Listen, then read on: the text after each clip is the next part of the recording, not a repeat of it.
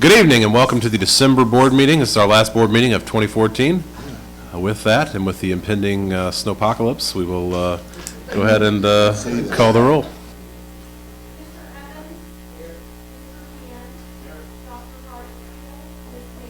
Here. Robinson. Here. Here, board members, at this point, it would be appropriate to excuse the absence of Dr. Amy Hartsfield, who did inform us 2 weeks ago she would not be here today. Would open the floor right now for any motions to that end. Second. I believe that's Ms. Robinson with the motion, Mr. Rogers with the second. Any discussion around that? Seeing none, please call the roll.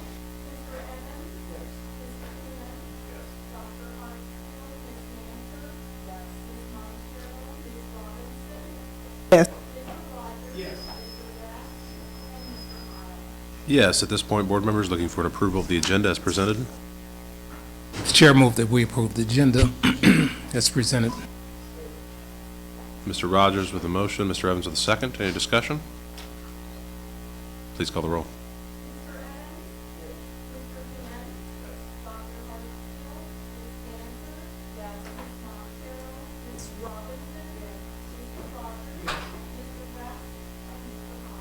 Yes. The agenda is approved. That takes us to section 2 of our agenda, which is the superintendent's section on development. Dr. Green, the floor is yours.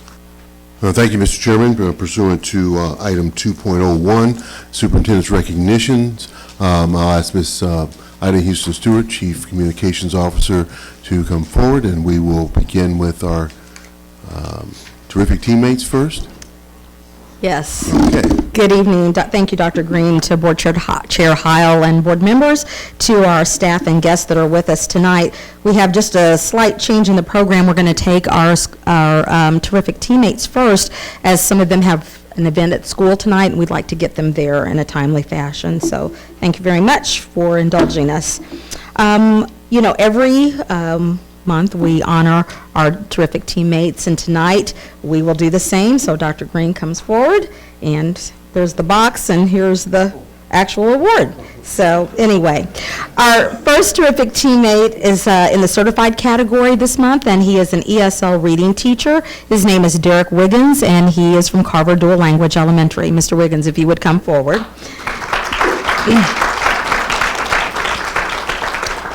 Mr. Wiggins is in his second year as a TFA teacher at Carver Dual Language School, and Paulette Cobble nominated him as a terrific teammate because of his support of student achievement. Derek goes way beyond what is expected of an ESL reading teacher to help with student achievement, Ms. Cobble says. He has excellent rapport with all of the Carver students and makes learning to read fun. He always seems to be in a good mood and so positive with colleagues, parents, and students. He helps teachers with technology issues in their classrooms. He volunteers and gives his time to coach soccer on Saturday mornings with Carver students.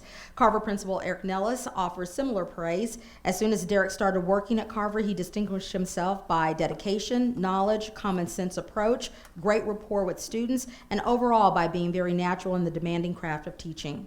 Derek goes way beyond the normal daily work and helps everyone he can to serve students and support his colleagues. He often helps students who are very challenged in behavior and have a very constructive way of dealing with them. He's always positive, and he has enthusiasm, which is contagious. Congratulations, Derek.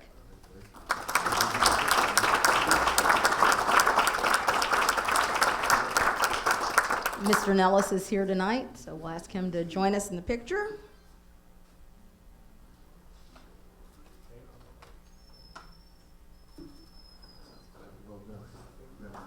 Congratulations.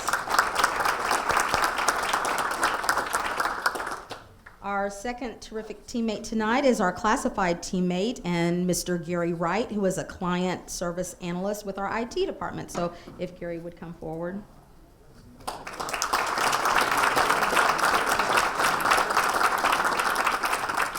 Melissa Douglas nominated Mr. Wright for this honor because of his positive attitude. She says that Mr. Wright, quote, is easy to work with and is always willing to go over and beyond to make sure IT issues have been resolved. He is diligent about following proper procedures and helping his internal clients do the same. He greets his coworkers with a warm smile and has a great sense of humor and is known for efficiency in resolving issues. According to the Executive Director of Technology, Tom Brenneman, Gary is an outstanding employee who consistently strives to provide excellent service to his customers. He works hard at KCPS, but also gives his time to the community by tutoring students who are struggling in math, as well as providing leadership in youth drum corps development. Just a few weeks ago, Gary and his brother Greg gave up their time and money to travel to Nashville, Tennessee to assist a local youth organization with an important drum competition.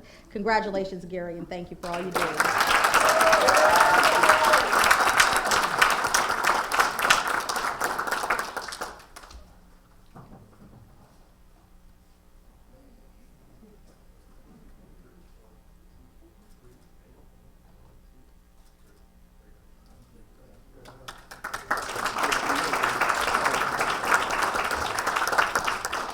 Now, normally we only have 2 terrific teammates, but if you would indulge us tonight, we have one more person that we would like to honor, and her name is Stephanie Petrali. And Stephanie, if you would come forward, as well as her principal, Jose Verduzco. Stephanie's from Wheatley, and little Gary Hoff, and he's a 6th grader. On October 22nd, Stephanie, a nurse at Wheatley, saved Gary's life. He was choking at lunch, and he ran to the nurse's office, and probably because he knew that she could help him. And so she quickly performed the Heimlich maneuver, and she saved Gary from choking to death. So we want to honor her tonight.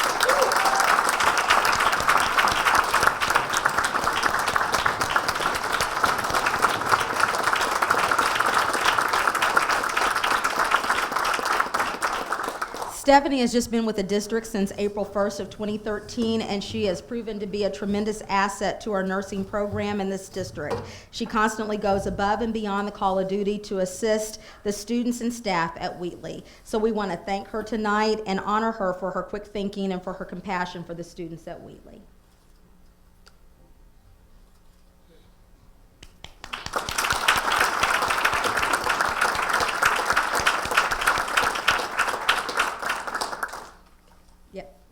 Okay, Mr. Howell, if he would come forward for our scholars.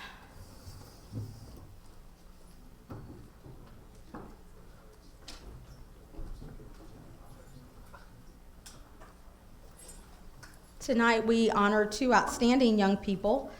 Each year, numerous KCPS students audition for the Kansas City All-District Bands, Choirs, and Orchestras. And tonight we are proud to honor Hannah Elanius, and if she would come forward.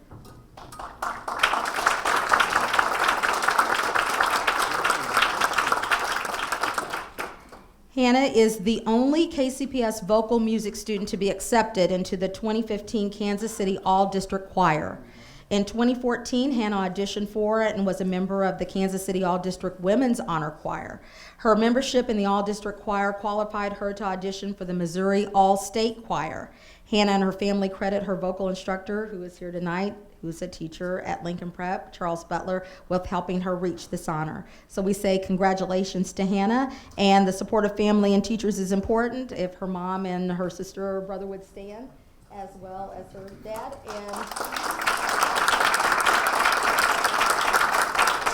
so that they can be recognized. And then if you take a quick picture, and then if you have anything to say, we'll give you a few minutes at the mic.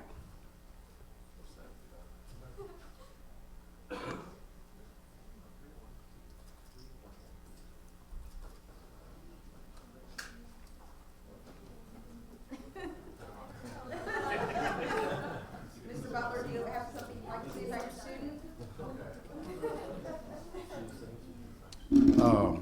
I've had Hannah as a student since 8th grade, since 8th grade. And she is one of the few people who made it in chamber choir as a 9th grader.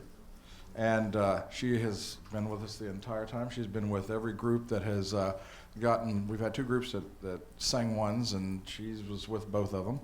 And so it's been a privilege to work with her and just to see her grow and mature like this. So we're very proud of her.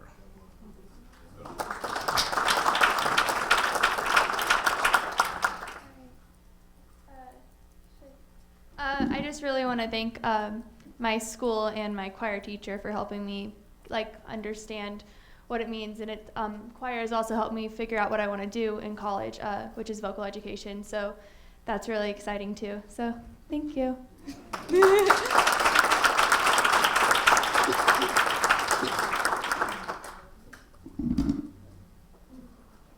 Our second Scholar Superstar is Joshua Van Dunk. He is also a senior at Lincoln Prep. So if Joshua would come forward, and I think his coach, Coach Henry Newell, is with him tonight, as well as Josh's dad, if he would stand.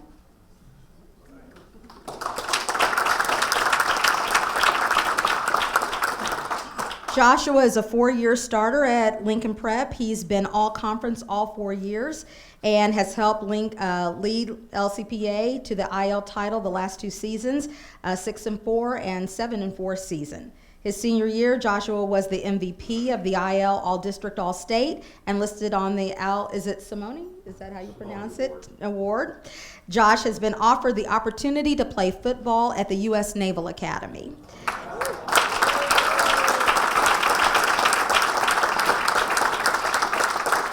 If that is not impressive enough, Josh has never missed a day of school. Is that right? You have perfect attendance? Is that correct?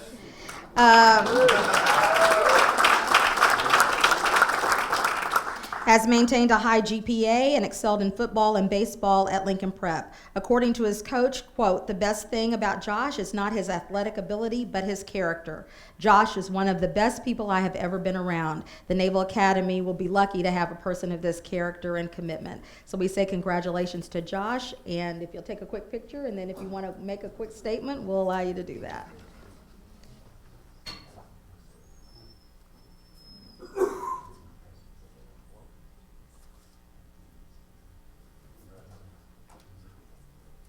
Coach, if you want to say a few words. Yes. I've had the honor to coach Joshua for 4 years. In fact, I've known him since he was in 7th grade. The best football player I've ever coached, and I've had 17 who have played in the NFL. Very high character, has never missed a day of practice, a leader, and the best thing about him is the ball players will look up to him at all times. The reason we won ball games was because of him, his dedication, his sacrifice, his commitment to the team. And we're going to miss him, but we're happy for him to go on, and he will make us all proud next season at Navy or wherever he goes to.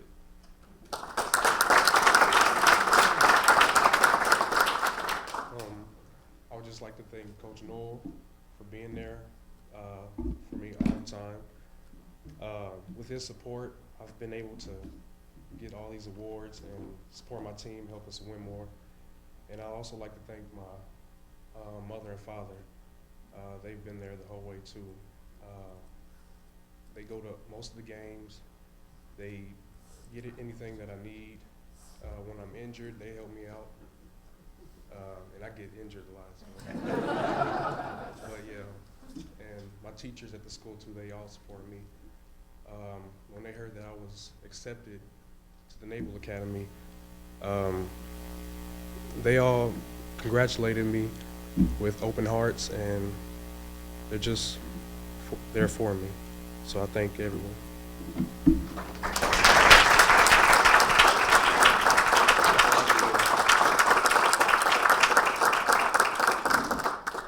As you well know, we have outstanding students in Kansas City Public Schools, and 2 of them are with us tonight. And so we thank them for being here, their families for being here. And I think I saw Principal Joe Hessman here from Lincoln Prep, so we wanted to recognize him as well.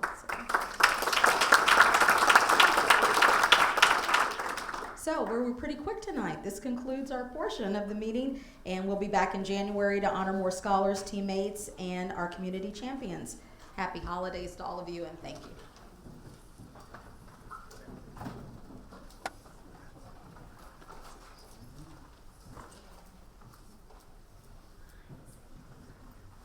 All right, congratulations again to all of our fantastic scholars in the KCPS. This does bring us to the part of the evening where we have the the opportunity for our community to come forward and share their thoughts and their ideas about the Kansas City Public Schools. First up this evening, we have Mary Ellen Vincent, who is part of the Border Star Green Team. Ms. Vincent, you have 3 minutes. Thank you very much for joining us tonight. Thank you for having me. And I brought my husband, who's part of the green team, and my daughter Eve. I wanted to let you know some of the things the green team is doing at Border Star. We are reducing and reusing and recycling. We have a recycling program that's powered by the kids. They take the recycling out to the bin in the parking lot. It's supported by the teachers and our little group at the school. So that's our recycling program, and we have a reuse it program, which so far is party bins in the classrooms. They can use those dishes and silverware and cloth napkins for events there. So it teaches the kids about reusing dishes instead of throwing them away. Then we also have a school uniform exchange program, and so that's a way of reusing. And finally, we're working on reducing our energy use with a Lights Out campaign, and that's the newest piece. And we're looking at the energy use in the classrooms. We've done surveys with the teachers to see where some of the issues are, and I've been working with the maintenance staff to see if we can't plug some of the holes in the classrooms, keep the temperature a little warmer, and maybe not allow them to use the air conditioning and the opening the windows so much. I know sometimes I feel a little like the Lorax at school, because I'm yelling, you know, what about the trees and what about the future? And I think there's a lot that can be done in the school to conserve and reduce and reuse, and I'd love to see more done. And I don't know what this board can do to support the program, but I ask you to think about us and how we're working and what we're thinking of the kids in the future. So just letting you know we're out there. Thank you. Thank you for coming tonight and for your service to Border Star. Next up tonight, we have Mr. Tom Love. Mr. Love, you are no stranger to the microphone, but you have 3 minutes as always.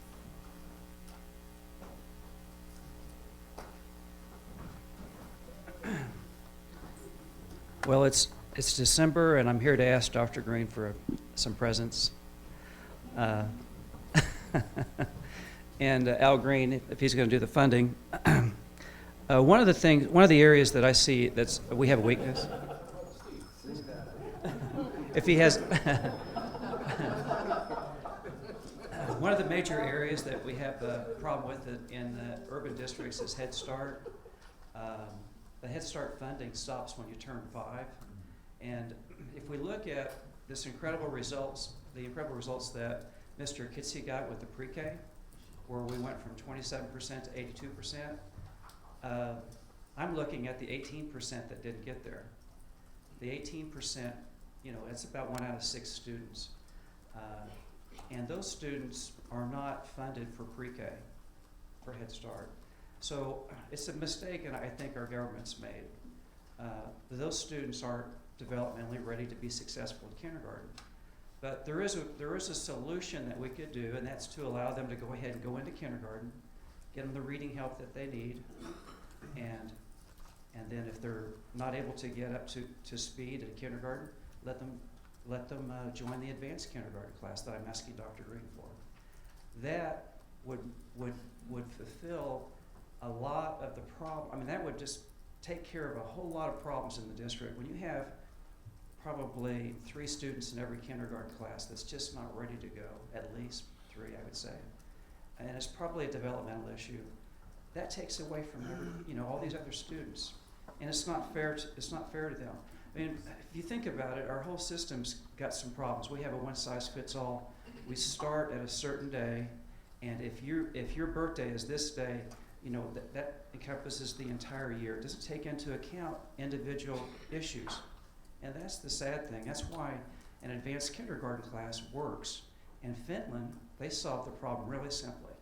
They just said, we're going to have a 2-year kindergarten class. Now everybody's ready to go. We can do that in a small way, and I'd like to see us start with the students that are born in May, June, and July. Those are summer birthday students, and I've heard for a couple of decades from teachers that those are the students that struggle. Why would we wait and let them get into second grade when they're at kindergarten level, or just finishing kindergarten level, and put them up there where they're going to fail? And then you know, they think that they're not smart when they're absolutely can be brilliant. I have a cousin whose husband is a superintendent just outside of Tulsa, and he implemented this advanced kindergarten idea like 20-some years ago. He said the first class that he put into the advanced kindergarten, the parents weren't too excited about it, but one of the students became the quarterback on the football team, and he was graduated at the top of the class. This is called redshirting. It works. The other districts are doing it that are extremely successful, and that's a good way to get to world class, a good start. Thank you, Mr. Love. Our last speaker this evening is Lisa Henry Bellman.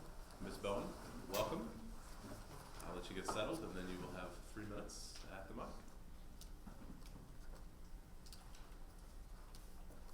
have some documents to pass out to the board. I believe Ms. Houston Stewart can help you with that. Thank you.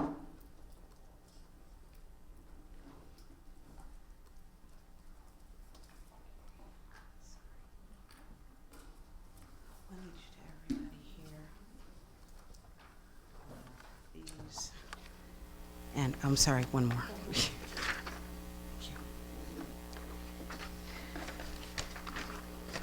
Would you like me to begin after you have the documents? Yes, ma'am, that'd be fine. Okay.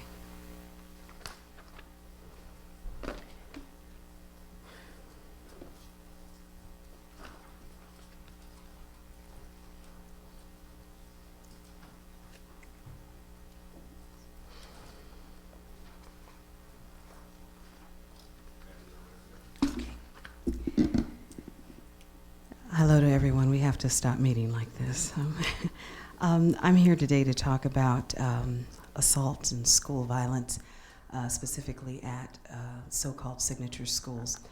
For the third time on November the 6th, my son was assaulted by a student with special needs at a signature school. Let me be very clear. I believe that every child, irregardless of ability, deserves a good education. I am, however, concerned that this particular child, from their parents' assessment, has been a repeat person that has had an issue with violence and assault. Now, I only bring this up because I want to talk about violence and assault in general. It's a problem. I emailed, and I do want to thank. Her name is Dr. Arnold, I believe. Carla Arnold, yes. Dr. Arnold finally responded to my email. On the 11th of December, I presented 2 questions. I wanted to know the district policy on assaults, where it was pertaining to special needs students, and also what the district policy was in terms of admittance to signature schools as it regards special needs students. I just got a reply back on the 17th.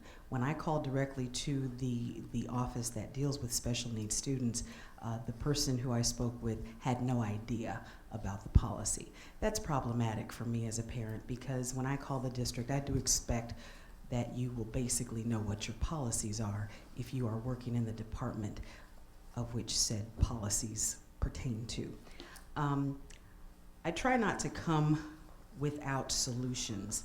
And you have 2 documents, one that says district level and one that says school level.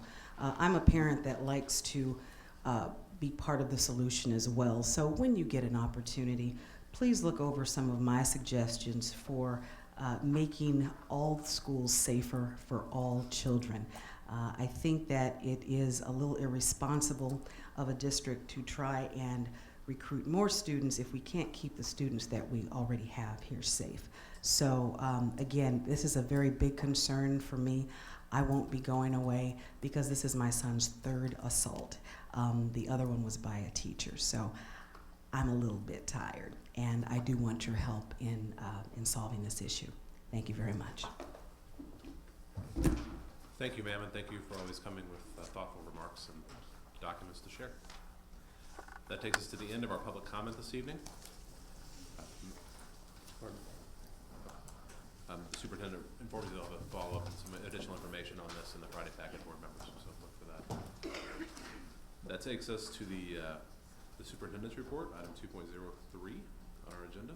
Dr. Green, the floor is yours. Right. Thank you, Mr. Chairman. As is the standard practice for our business session, we will have a presentation from our Chief Financial Officer with regard to the revenue and expense profile for the district to date.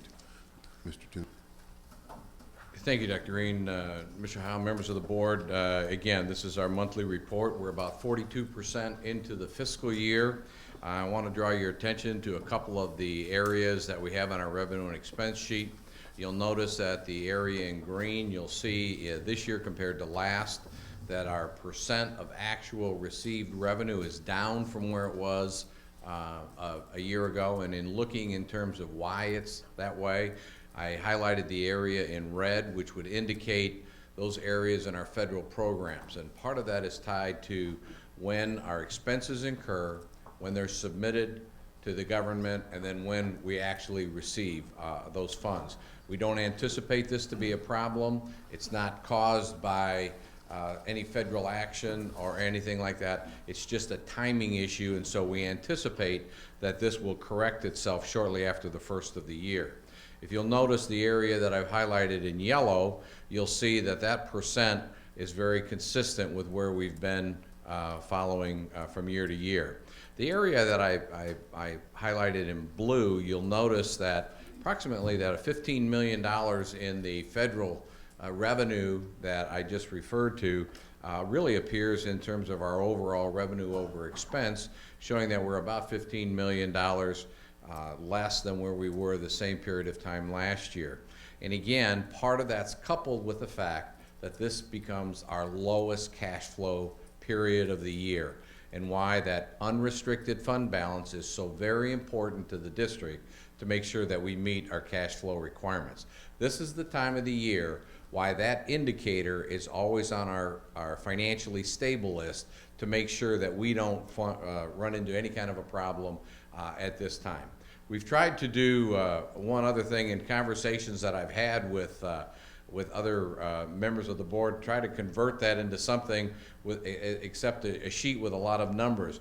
We show some graphics as it relates to our financial stability, but this is a shot at trying to graphically place the same information that was on the previous sheet into a comparison, just so that we're not looking at a lot of numbers. It's difficult to see because of how the graph works, so we're trying to modify this and make it more meaningful both to the board and also to the community as a whole.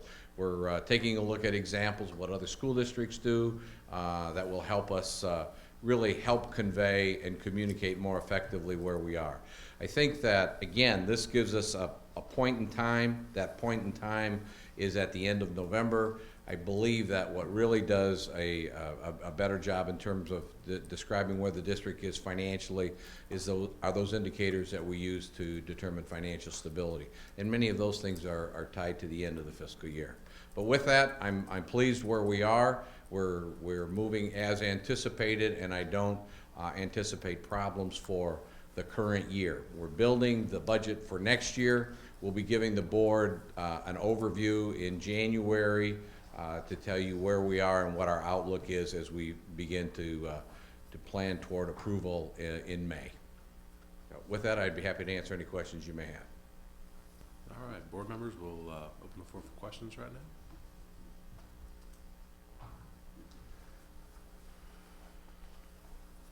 Seeing none, thank you.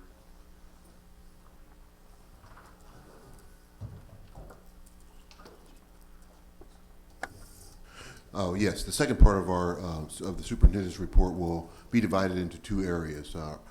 As you know, a high priority for us moving forward is our emphasis on early childhood, and we wanted to bring the board an update midway through the year on that. And another focus of our attention in terms of our strategic vision going forward is on early college.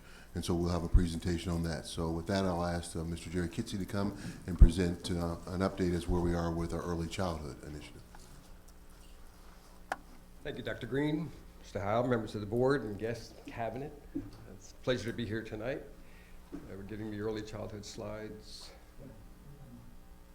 This will be a quick update. A couple of things have transpired, and today was a glorious day in KCPS for early childhood. Maybe I'll get to that. I'll try to. Just for quick context, in 2013, I think the district had reached a low point. The previous administration had shaken up the staffing, and when we started that 2012-2013 school year, we'd had 11 classrooms without a lead teacher, 3 administrators were not hired, and the director of Head Start quit after the second week of school. So a statement from Mid-America Regional Council was 90-day corrective action plan, or the grant is pulled. Since then, we've done some amazing things. At the time, we had 18 schools that we were operating under, and Mark said you need to get down to no more than 4 by June of 2014. So we had set a goal of opening up 3 early learning community schools, 3 existing elementary schools with pre-K programs, 2 Montessori schools, with a goal of serving 1,500. We were going to try and fund that with a reduction of district investment, but using Head Start, Missouri DESE, Missouri subsidy from the Department of Social Services, and parent copay. So how are we doing? Well, we're on target. There's a couple of areas where we're doing extremely well and a couple of areas where we just fell a little bit short, and I'll go through all of those.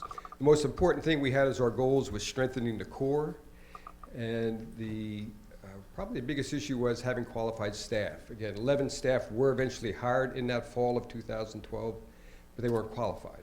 And so we had to make movement of staff that did not meet federal standards. And at the same time, we had some teachers that just clearly did not have the disposition to be in the classroom with children. So we had to make a few moves in that area as well. And then we had to build the capacity of the existing teachers, and we needed to add instructional coaching. What that really looks like is, you've all heard me mention, I think the last time, the Desired Results Developmental Profile, DRDP. That's how we're assessing the children and the progress they're making. But we use CLASS, and it's primarily out of the University of Virginia, but it's brought to us by UMKC. CLASS is the Classroom Assessment Scoring System. We're evaluating our teachers on a regular basis as well. So we want to know about their intentionality, their use of lesson plans, their fidelity to the curriculum, the classroom management, and that's an ongoing assessment that we're doing with our instructional coaches. We introduced a classroom management system because there wasn't one across the board. We are doing a number of trainings. In fact, January 5th, when we come back, that is a professional development day for our staff to update some project construct changes. We've added instructional coaches for Head Start at Woodland and at Richardson. It's gone extremely well because they're there every day, they're in the classroom every day, and they're really strengthening the teachers that are serious about their profession. And we have a professional development plan. So every other week, we have at least a half day of professional development. We have a whole calendar year that's developed, and we're following that. I really want to thank, we have an outstanding HR department, and we have a wonderful relationship with Andrea Flinders. If we're doing something wrong, and I'll make mistakes, which I often do, Andrea is right on the phone. She helps us think through what we need to do. I hope she's here. Oh, good.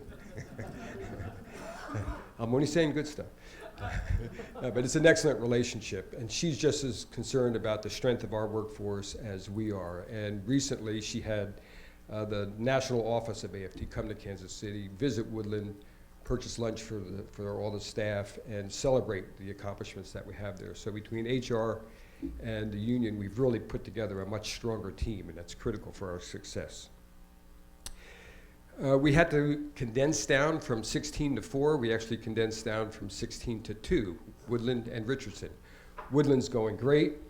Thanks to Shannon and Daryl's team, we will be opening up the second floor of Woodland. The movers come in for the Department of Social Services to locate on our campus on January 15th. we start seeing clients, or they start seeing clients on January 20th. That's a huge move. A lot had to be done. Daryl's team was fantastic, and after a year of negotiating a contract, Shannon delivered, so thank you, Shannon. The other thing was to balance the budget. When I got here, what Mr. Tunis was really concerned about was the reimbursement rate of the district was $5,300 per child, and the average among the other delegates was closer to 72, with the Y being the highest at 7,700 per child. We've now raised that by doing a couple things. One, we got some sequestration money, which we talked about at a previous board meeting, but we recently realigned the Head Start program. We went from all full day to full day and split day, so we reduced some teachers, and we reduced 80 seats based on enrollment. The good news about reducing 80 seats, we kept the same amount of reimbursement from the feds. So we're now up to 6,672 or 3, but 6,600 gets us on par with the rest of the delegates, and that's a manageable resource. We can do that program with the resources from Head Start. That means this year's use of Title I funds has been reduced down to 0. So in the past, it was about 700,000 per year, and now we're down to 0, which I think is pretty important. The other thing is our families need a lot of support, and we really have a great partnership with Link to help us manage the resources that we bring into the school. So that's gone really well. We're just really getting on board at Richardson. We haven't added a lot yet, though I just got an award letter from the George K. Baum Foundation today to put a Success by Six Center at Richardson, so $120,000 over 2 years. It's a good day in Kansas City. The expansion, here's where we came up a little shy. We had a goal of August 4, 2014 of 1,500 students, and we reduced Head Start so we could have a better alignment of resources, financial resources. We reduced a little bit of our early childhood. We used to have the exceptional education department classified as Head Start children, but many of the teachers did not meet the qualifications of Head Start. They met state certification, but they didn't have what the feds want out of Head Start teachers. So they are all now early childhood ed, and I allow them to count their numbers versus we count them in our program. So we also added 220 Missouri Preschool Project classrooms. You'll be voting on that tonight. So I hope we have 220. When we knew we were losing 80 from Head Start, the state turned around and offered us 4 classrooms, which is 80 from Missouri Preschool Project, and that's what's in front of you this evening. Montessori's at 224, exceptional ed 156, or at 1,347. I had bet we were going to receive the federal grant that the state of Missouri applied for. We would have probably got 10 classrooms with 200 seats, and we would have hit 1,500. But as you probably saw, the proposal from the state ranked last, so we won't receive that. That's fine, because today we had a tremendous meeting of representative of the chamber and their Big 5 initiative, the mayor's office and its early learning school readiness initiative, the Alliance for Childhood Education, the Early Childhood Commission, George Lopez was there, United Way, foundations, and we all, the mayor's office asked us to facilitate the meeting. We all agreed to the terms of what is school readiness. This community has not agreed to that, and it was a deficit noted in the federal review of our state application. We agreed on the domains. Each one of those entities is taking back these definitions to their constituency to approve. And in essence, Kansas City Public Schools is being asked to lead the way for the rest of the community in saying, this is what school readiness means. We're going to cooperate with these other districts and use the same metrics. And that leads the way then into ultimately funding for a significant expansion of pre-K. We had a great meeting in Kansas City last Friday. Dr. Green was there with the Alliance for Childhood Education. They're working with Missouri WONC. They're moving along their agenda of a statewide tobacco tax increase, which would bring significant dollars across the state, about $250 million, which would be a great boost to the program. It would be up to the counties on how that money would be distributed. But as KCPS takes more of a leadership role, we would have a good position to try and help influence that so that we can serve more children. So all in all, the program looks good. We're meeting our goals. just fell a little shy on that 1,500 number. I'll get back to it, Dr. Green, don't count on that. But any questions about our update? Ms. Robinson. Hi, Jerry. I had a quick question about how we evaluate the metrics of how our school readiness, how that matriculates across a student's lifespan within the district. And so one of the conversations is that our kids aren't ready or they're not reading by 3rd grade would be one thing. And so how are we evaluating our efforts are helping that down the line in their during their time with KCPS? Right. So we do the assessment of all the children that we see in our programs, and we used a instrument developed by the University of Missouri Kansas City. It was an outcomes instrument across 10 domains. This year, because we received federal money and state money, we had to switch to desired results developmental profile. There is and we're being trained in that now. All of our staff are going through training. We can provide that information, and Head Start requires us to provide that data to kindergarten teachers. But for the majority, almost 2/3 of the children that come into the district in kindergarten, they're not in our pre-K programs. Because we only serve a limited amount of the roughly 3,000 eligible age children in our district. So, and that's part of what we're really the group is trying to get together on. Desired Results Developmental Profile has a more simple instrument for measuring kindergarten readiness at kindergarten entry. Some districts, Shawnee Mission, they do that measurement at kindergarten roundup. It's a real quick assessment of the children. Some districts use Dial 4, which is another good assessment that takes about an hour.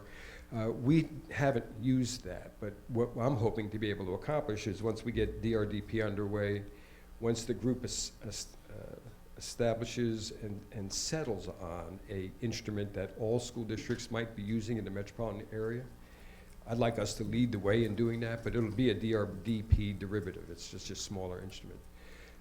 That should all be able to follow, and then many more of the children who attend Head Start or other programs will all be able to come in and share their data with us. We just haven't shared the data across pre-K to K, but the feds are making that more of a requirement. In fact, we had training last Friday on transition, not transition from classroom to gym or something, but transition from a pre-K environment to a kindergarten environment. The other thing that I'm hoping we do is, again, thanks to Mr. Love, we have a summer program.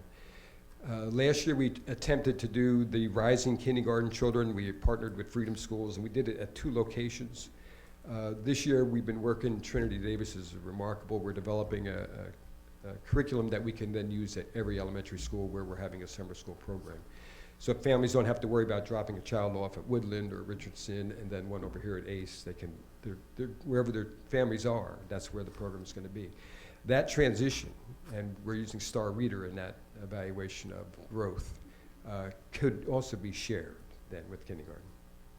I just had one quick follow-up. You mentioned Mr. Love. So when he came up here and gave his public comment, he talked about a model where they saw the kids when they were in 12th grade, and the kid was, I don't know, salutatorian, or, they were able to track how those kids were successful at the end of their career in the district. Are we building that? I know you talked a lot about from pre-K to kindergarten, but once they leave, will we have a story, 12 years from now about these kids where we've really started a really good model under your leadership? The last assessment we did, we were able to look at 3rd grade reading scores and children that were in district pre-K Montessori, pre-K Head Start, and children with neither. Now they may have had something in the community, but we didn't capture where in the community. And we were able to see where they were at 3rd grade reading scores. With Montessori, because of that continuation of curriculum, that's a sound system when you have that articulation going through. They were the highest, Head Start was next, and of course, families in the community that may not have had a formal were the lowest scores in reading. So we are able to track that.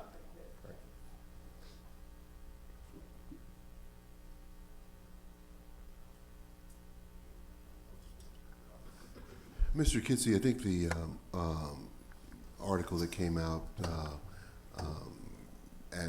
outlining why we did not receive, the state did not receive this grant, indicated one of the downfalls or one of the criticisms was we did the quality rating system, that we were the only state that does not have a quality rating system around pre-K.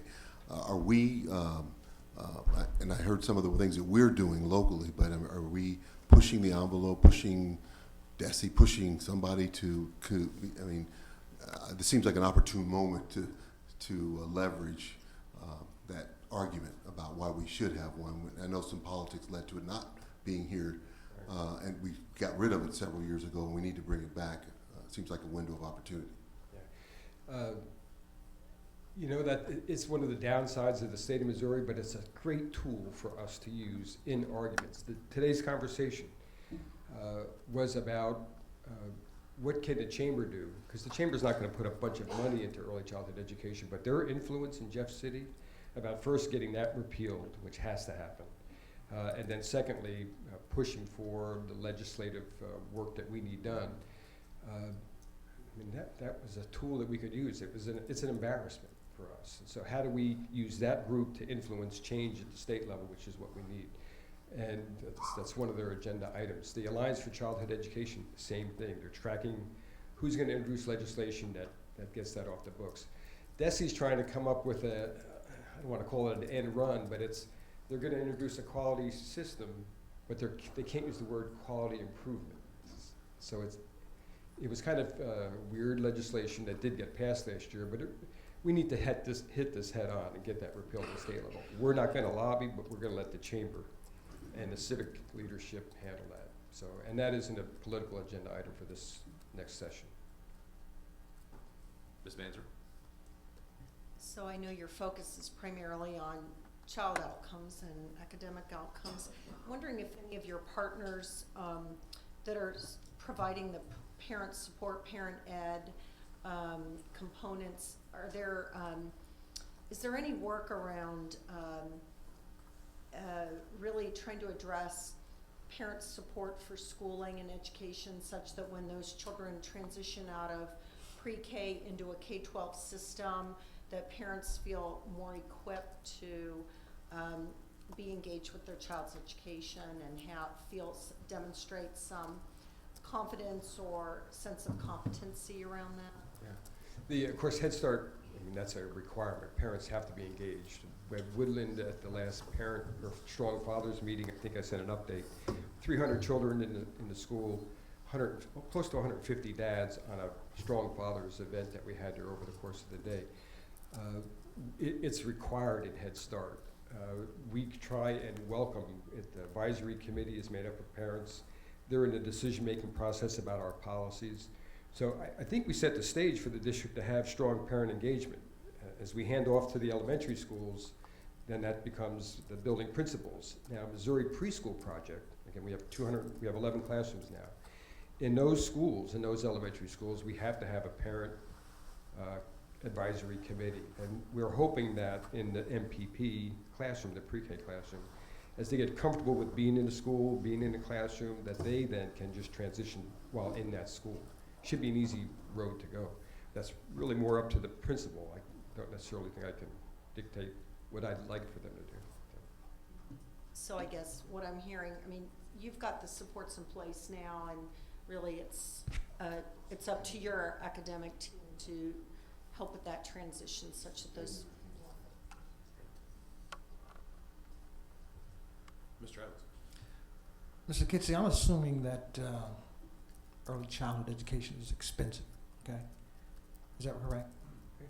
Are there any entitlements, state or federal, that we should be getting that we may be missing out on? And if so, who's responsible for making sure that we don't miss any funding from upstairs? By that I mean like the state and Fed that we may be missing out on. Does that make sense? Yeah, it all makes sense. Okay. I'm the guy who's responsible. And I try not to leave any stone unturned. One of the things that we've introduced, we had to have our sites licensed. And so Woodland is now a licensed facility. Pitcher, Page, and Troost are licensed facilities. Now that they're licensed, we were able to put application in to the Department of Social Services so that a parent can apply for subsidy from the Department of Social Services. We haven't been able to do that over the last 2 years because our sites weren't licensed. Now that they're licensed, we can submit the application through Link to get that done. That was probably the last state money that I knew about that I could try and get my hands on. I hate to say it like that, but access for the district. The only other potential is United Way has some dollars for early childhood. The county has some dollars for early childhood. They tend to go to providers in the community more so than like a school district. But if there's a dollar out there, and if I'm not looking for it, please let me know and I'll go get it.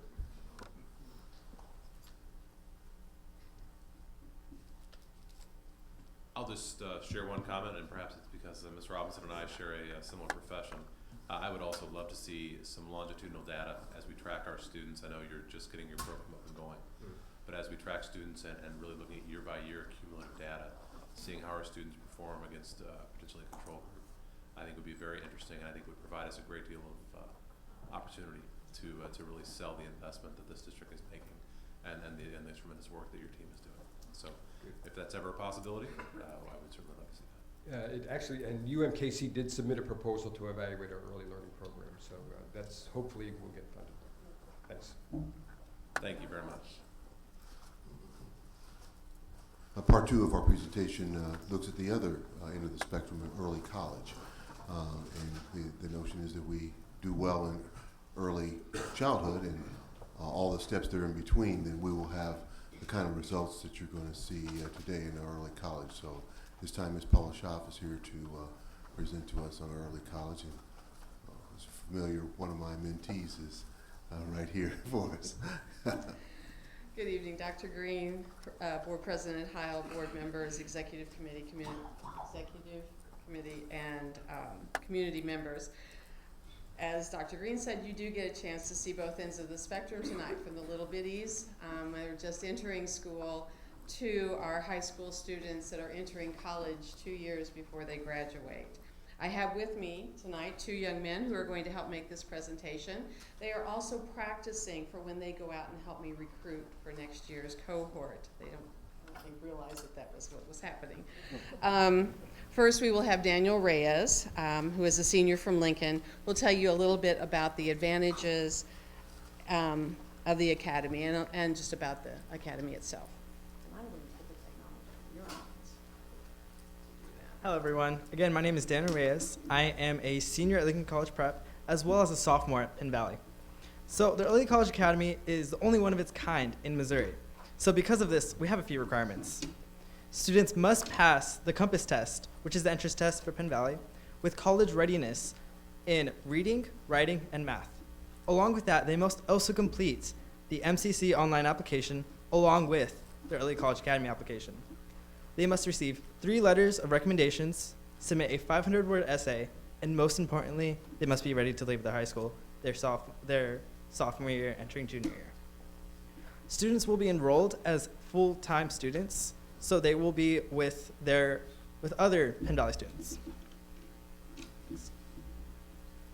So what are the advantages of the Early College Academy? First off, it provides students with 2 years of college at no cost to them. This is extremely important, especially in our district, because it gives students who might not have the opportunity financially to even consider college to get 2 years for free and see what it's like and see that they have the opportunity if they look for it. So it provides students with the skills they need to succeed. It helps them to find it, and more importantly, to ask for it, because a lot of statistics show that